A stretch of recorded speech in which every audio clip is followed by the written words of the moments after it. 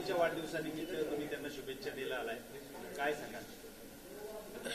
खरं म्हणजे मला कालच यायचं होतं, पण माझ्या घरगुती कार्यक्रमामुळे मी काल येऊ शकलो नाही. त्यामुळे मी काल त्यांना सांगितलं होतं की मी शुभेच्छा द्यायला आज साताऱ्याला येईल आणि त्याच्यानंतर मग पुढच्या कार्यक्रमाला जाईल. मला अतिशय आनंद आहे की आज या ठिकाणी मी उदयनराजेंना शुभेच्छा देण्याकरता आलो आहे. त्यांचे माझे संबंध हे भावासारखे आहेत आणि अतिशय जवळची आमची मैत्री देखील आहे.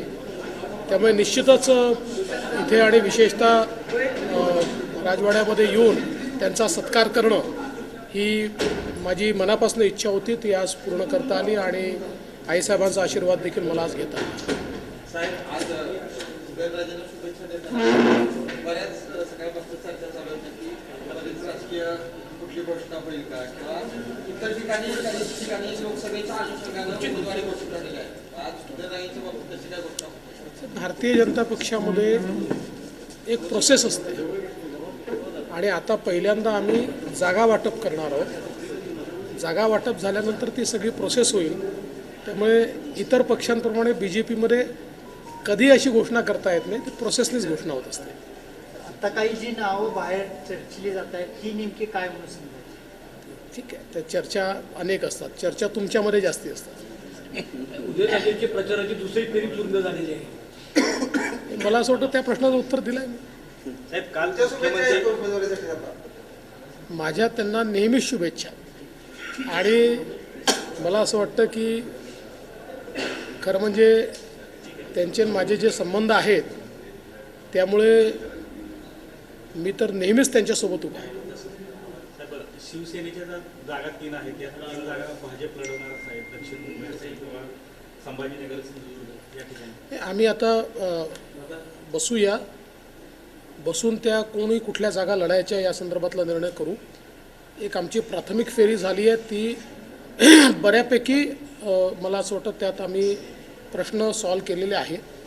अजून 1-2 फेऱ्या आम्हाला कराव्या लागतील. सगळे प्रश्न सॉल्व होतील आणि एकदा कुठल्या जागा लढवायच्या ठरलं की मी तुम्हाला सांगेल. मग माझ्यासारख्या नेत्यांनी अटकलबाजी करणं किंवा त्या ठिकाणी फोरकास्टिंग करणं योग्य नसतं. त्या लेवलचं मी नाही. त्याच्यामुळे मला असं वाटतं की योग्य वेळी तुम्हाला सगळ्या गोष्टी मी सांगणार. 40 वर्षानंतर पहिल्यांदा शरद पवार रायगडावर गेले. 40 वर्षात ते गेले नाहीत. रायगडावर गेले हे तुमचं म्हणजे तुम्ही इतकी त्यांची अवस्था केली की त्यांना शेवटी शिवाजी महाराजांच्या पायाशी जावं लागलं असं वाटतं. नाही, मी कालच बोललो की बाकी काही असू द्या, पण अजितदादांना एका गोष्टीचं क्रेडिट द्यावं लागेल की अजितदादांनी 40 वर्षानंतर पवारसाहेबांना रायगडावर पाठवलं आणि छत्रपती शिवरायांच्या चरणी 40 वर्षानंतर का होईना त्या ठिकाणी पवारसाहेबांना जावं लागलं. याचा मला आनंद आहे. साहेब, सुप्रिया सुळेंचं वक्तव्य आहे की पुण्यामधलं ड्रग्स रॅकेट जर संपवायचं असेल तर तुम्ही भूमिका घ्या, राजकीय हेवेदावे बाजूला सोडून आम्ही तुमच्यासोबत काम करू. आता 2 मुलींचे आज व्हिडिओ सुद्धा व्हायरल झाले. आम्ही भूमिका घेतलीच आहे. त्याच्यामुळेच हे सगळं सापडत आहे. हे काही आत्ता काल परवा सुरू झालेल्या गोष्टी नाही आहेत. त्यामुळे ही भूमिका अतिशय स्पष्टपणे घेतली आहे आणि ते जर मदत करत असतील तर त्यांचं स्वागत आहे. बावनकुळेंचं वक्तव्य आहे की आगामी लोकसभेच्या निवडणुकीच्या पार्श्वभूमीवर भाजपमध्ये जे छोटे छोटे पक्ष प्रवेश करत असतील त्यांचे पक्ष प्रवेश करून घ्या आणि गावागावातील छोटे पक्ष संपवा. असं कुठेही बावनकुळे बोललेले नाहीत. कुठेही बोलले नाहीत की पक्ष संपवा. बावनकुळेने एवढंच सांगितलेलं आहे की जे आपल्या पक्षात येत असतील त्यांना पक्षामध्ये घ्या. कृपा करून त्यांच्या स्टेटमेंटला आपल्या स्टेटमेंटची जोड देऊ नका. शरद पवार काल रायगडावर होते. त्यांनी असं म्हटलंय देशाची परिस्थिती बिकट आहे, परिवर्तन होण्याची गरज आहे. देशाची परिस्थिती बिकट नाही आहे. शरद पवार साहेबांच्या राष्ट्रवादी काँग्रेसची परिस्थिती बिकट आहे.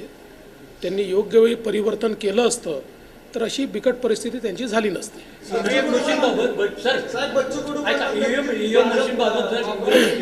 त्याबाबत काय ईव्हीएम मशीनबाबत सतत त्याचे विरोध होत आहे, मोर्चे निघतात, आंदोलन होत आहे. असं आहे की जेव्हा जिंकतात तेव्हा EVM मशीन चांगली असते, हारतात तेव्हा ती खराब असते.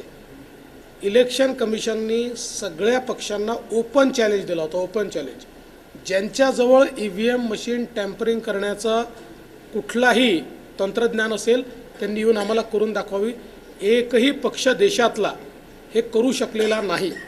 सुप्रीम कोर्टाने देखील त्या संदर्भात निर्णय दिलेला आहे. त्यामुळे हारायची मानसिकता झाली की EVM मशीन आठवते. ठाकरेंच्या शिवसेनेचे आमदार असलेले